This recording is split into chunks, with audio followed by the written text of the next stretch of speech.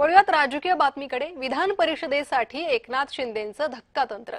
शिंदेंकडून बच्चू कडूंना विधान परिषदेची ऑफर देण्यात आली। शिंदेकडूनची मुंबईत भेट झाल्याची माहिती सूत्र देत आहेत।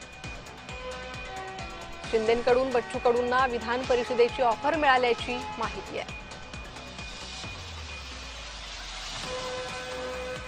नवीन चेहरा द्यायचा की जुना चेहरा द्यायचा हे सगळं एकनाथ शिंदे साहेब ठरवतात। त्याच्या 12 तारखेला तुम्हाला पण कळेल आणि आम्हाला पण कळेल की उमेदवार कोण असतील। नवीन चेहरा द्यायचा की जुना चेहरा द्यायचा हे सगळं एकनाथ शिंदे साहेब ठरवतात। त्याच्या 12 तारखेला तुम्हाला पण कळेल आणि आम्हाला पण कळेल की उमेदवार कोण असतील। या संदर्भात अधिक माहिती घेणार आहोत। आमचे प्रतिनिधी सुरेंद्र अकोडे सध्या आपल्यासोबत जोडले गेले आहे। सुरेंद्र, बच्चू कडू यांना संधी मिळू शकते, शिंदे ही संधी बच्चू कडूंना देतील, काय अधिक माहिती मिळते या संदर्भात?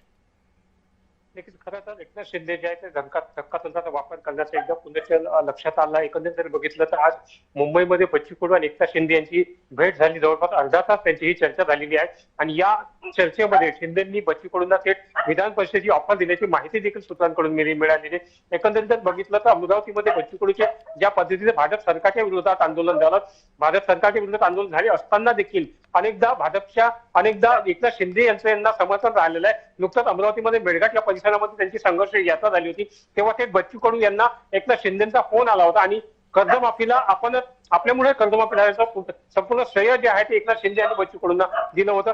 यावरून त्यांचे राजकीय संबंध जे आहे ते लक्षात येते आणि याच राजकीय संबंधातून शिंदे जे आहे ते बच्चू कडूंना या ठिकाणी विधान परिषद संधी या ठिकाणी देऊ शकतात। मात्र बच्चू कडू ही संधी घेतात का, ऑफर घेतात का हे बघणं अत्यंत गरजेचं आहे। अंकिता जी, सुरेंद्र धन्यवाद या सविस्तर माहितीसाठी।